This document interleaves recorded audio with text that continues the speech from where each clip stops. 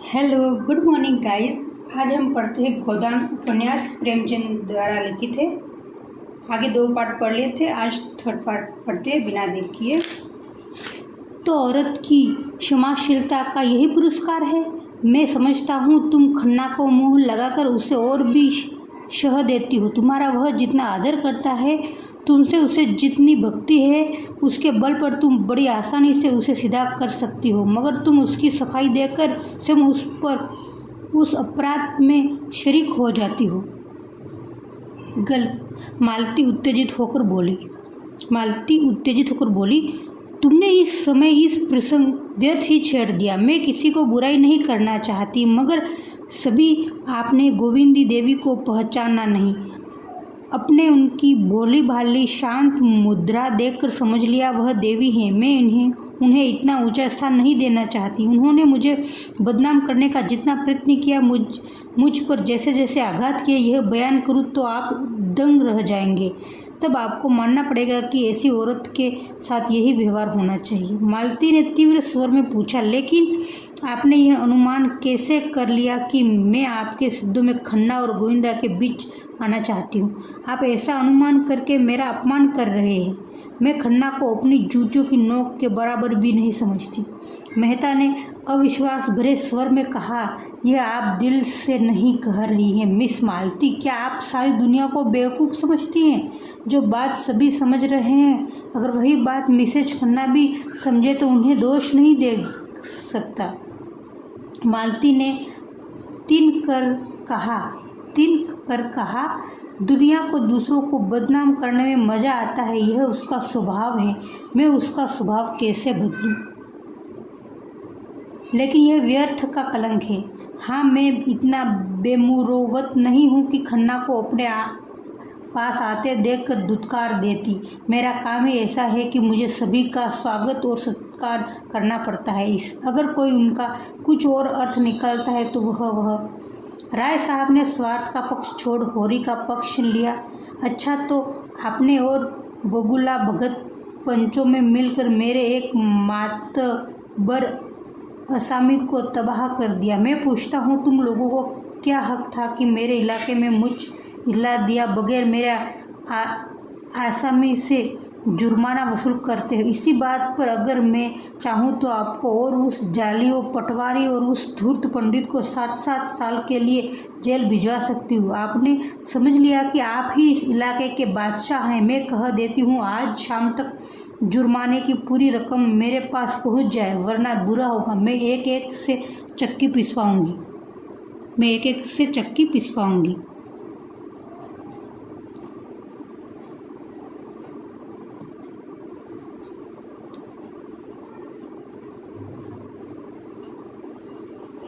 छोड़ेगा? जाइए। हाँ, होरी को और उसके लड़के को मेरे पास भेज दीजिएगा।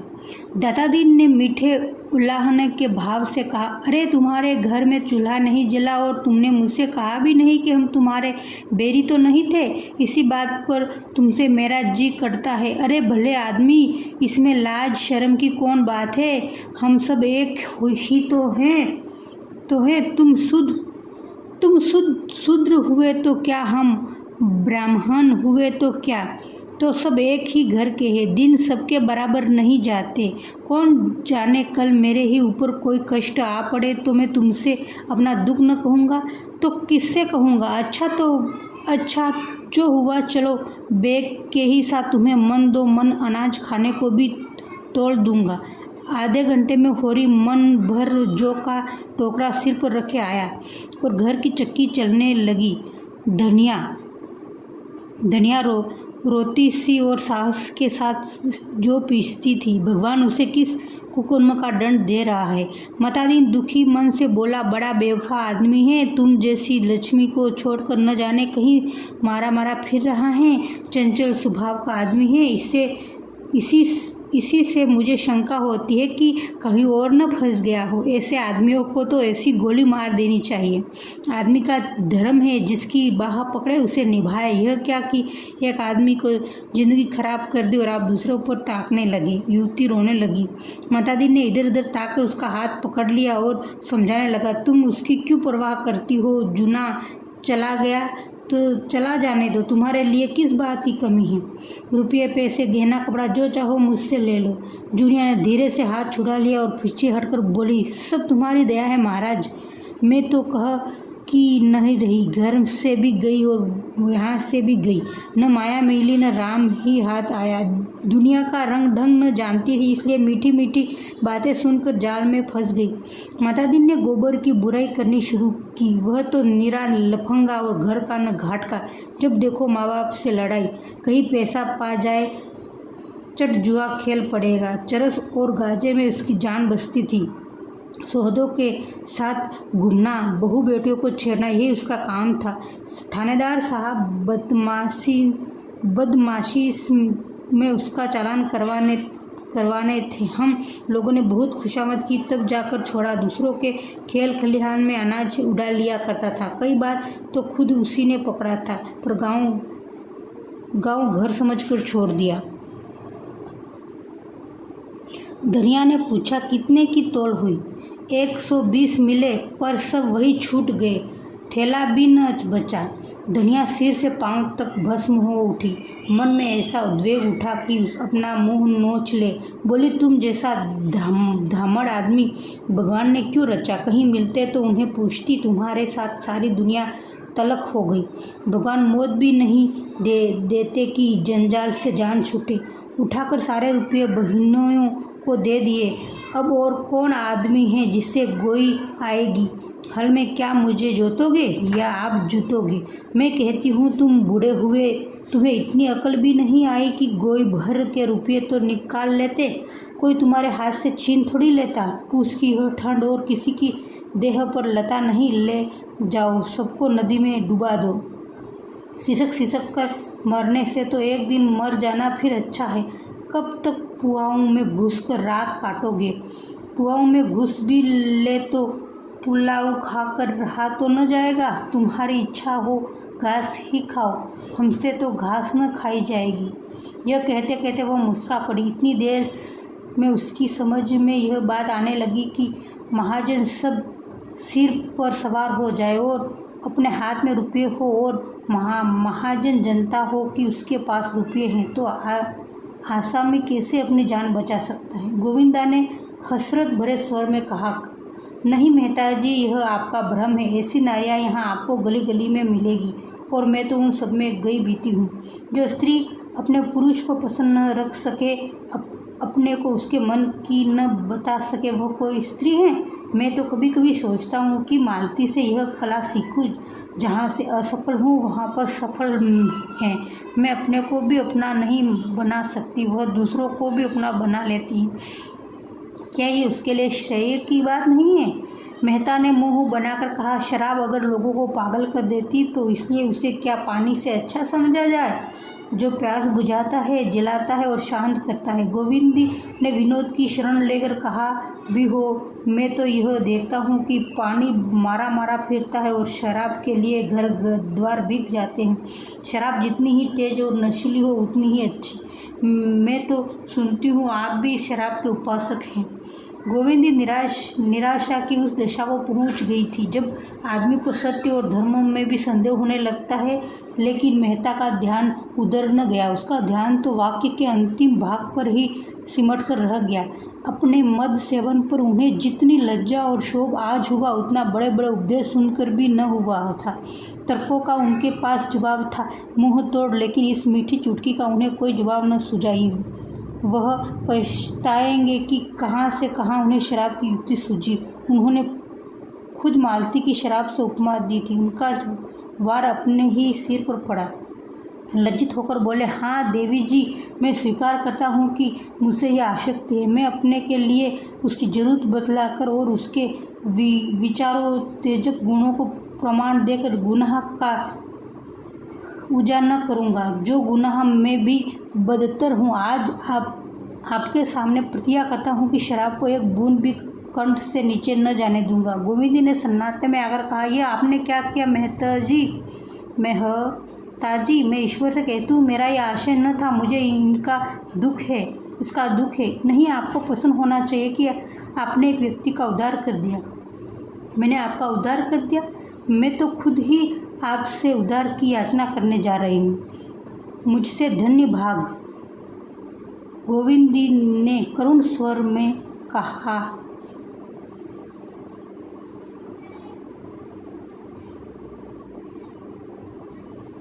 गोविंदी ने करुण स्वर में कहा, हाँ, आपके सिवा मुझे कोई ऐसा नहीं नज़र आता जिससे मैं अपनी कथा सुनाऊं। देखिए, यह बात आप ही तक रखिए। हालांकि आपसे यह याद दिलाने की ज़रूरत नहीं कि मुझे अब तक अपना जीवन असहाय हो गया। मुझसे अब तक जितनी तपस्या हो सकी मैंने की, लेकिन अब नहीं सहा जाता। मालती मेरा सर्वनाश किए डालती है। मैं अपने किसी शस्त्र से उस पर विजय नहीं पा सकता। आपका उस प्रभाव है, वह जितना आपका आदर करती है शायद किसी मर्द का नहीं करती। अगर आप किसी तरह मुझे उसके पंजे से छुड़ा दे तो मैं जन्म भर आपकी ऋणी रहूँगी। आपके हाथ मेरा सौभाग्य लूटा जा रहा है। आप अगर मेरी रक्षा कर सकते हो तो कीजिए। मैं आज घर के यह इरादे करके चली थी कि फिर लौट कर आऊँगी। मैंने बड़ा जोर मारा कि मोह के सारे बंधनों को तोड़कर फेंक दूँ, लेकिन औरत का हृदय बड़ा दुर्बल है मेहता जी। मोह उसका प्राण है। जीवन रहते मोह तोड़ना उसके लिए असंभव है। मैंने आज तक अपनी व्यथा अपने मन में रखी, लेकिन आज मैं अपने आंचल फैलाकर भिक्षा मांगती हूँ। मालती से मेरा उद्धार कीजिए। मैं इस मायाविनी के हाथों मिटी जा रही हूँ। गोविंद ने अधीर होकर कहा, लेकिन मैं केवल माता ही तो नहीं हूँ, नारी भी तो हूँ। मेहता ने 1 मिनट तक मौन रहने के बाद कहा, हाँ हैं, लेकिन मैं समझता हूँ कि नारी केवल माता है और उसके उपरांत वह जो कुछ है वह मातृत्व का उपक्रम मात्र है। मातृत्व संसार की सबसे बड़ी साधना है, सबसे बड़ी तपस्या है, सबसे बड़ा त्याग है और सबसे महान विजय है। एक शब्द में उसे लय कहूँगा, जीवन का, व्यक्तित्व का और नारीत्व का भी। धनिया ने त्योरी बदलकर कहा, क्या जरा दम भी तो न लेने दोगे महाराज? महाराज, हम भी तो आदमी हैं। तुम्हारे मजदूरी करने से बेल नहीं हो गए। जरा मूड पर एक गड्ढा लाद कर लाओ तो हाल मालूम हो।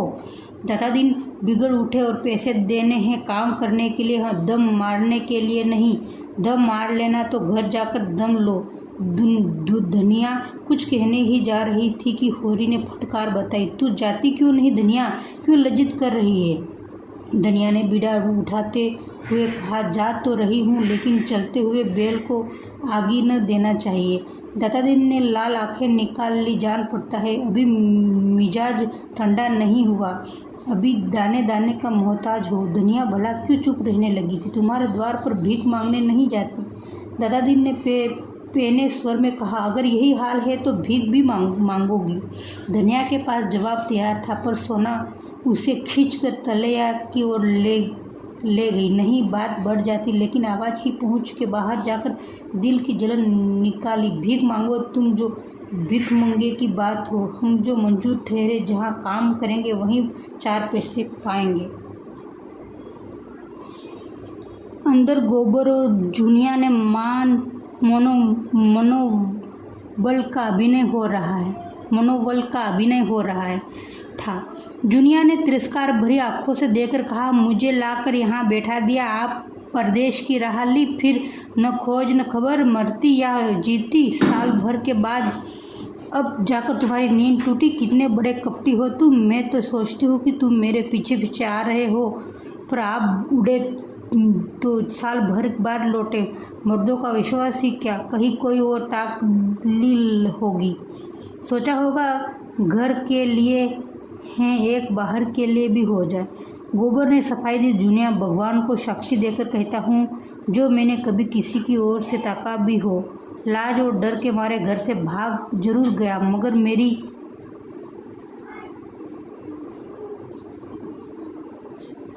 याद एक क्षण के लिए भी मन से न उतरी थी। अब तो मैंने तय कर लिया है कि तुझे भी लेता जाऊंगा, इसलिए आया हूँ। तेरे घरवाले तो बहुत बिगड़े होंगे। गोबर ने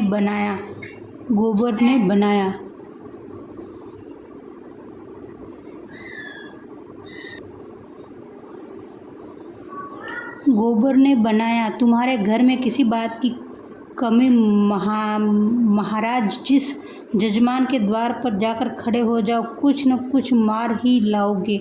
जन्म में लो, मरण में लो, शादी में लो, गर्मी में लोई, खेती करते हो, लेन देन करते हो, दलाली करते हो, किसी से कुछ भूल चूक हो जाए तो डांट लगाकर उसका घर लूट लेते हो। होए इतनी कमाई से पेट नहीं भरता, क्या कहोगे? बहुत सा धन बटोर कर की साध ले जाने की कोई जुगत निकाल ली है।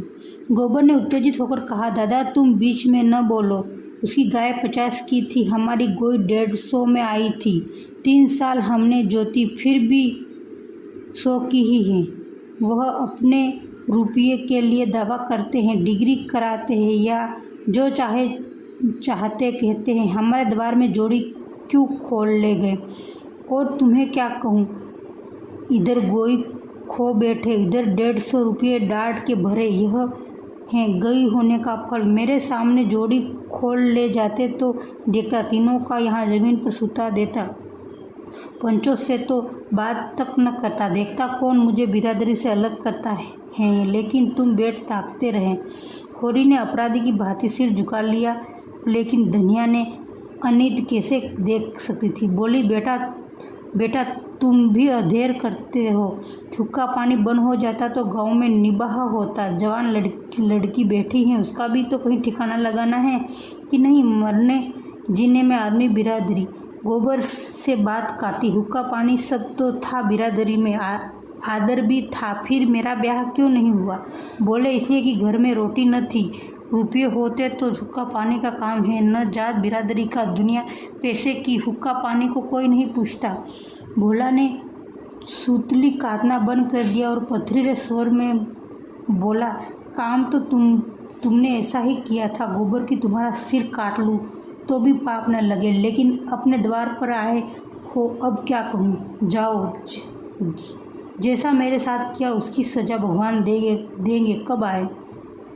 गोबर ने आत्मीयता के साथ कहा, तुम चलो लखनऊ काका, 5 सेर का दूध बेचो, नगद। कितने ही बड़े बड़े अमीरों से मेरी जान पहचान है। मन भर दूध की निकासी का जिम्मा मैं लेता हूँ। मेरी चाय की दुकान भी है। 10 सेर दूध तो मैं ही नित लेता हूँ। तुम्हें किसी तरह का कष्ट न होगा।